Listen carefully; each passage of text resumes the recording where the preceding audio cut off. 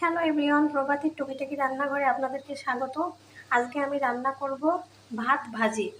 তো সকালবেলা আমাদের অনেকেরই ভাত বেঁচে যায়, ঠান্ডা ভাত। তো কীভাবে আমরা ভাতগুলো নষ্ট না করে খেতে পারি সেটা আজকে আমি করে দেখাবো।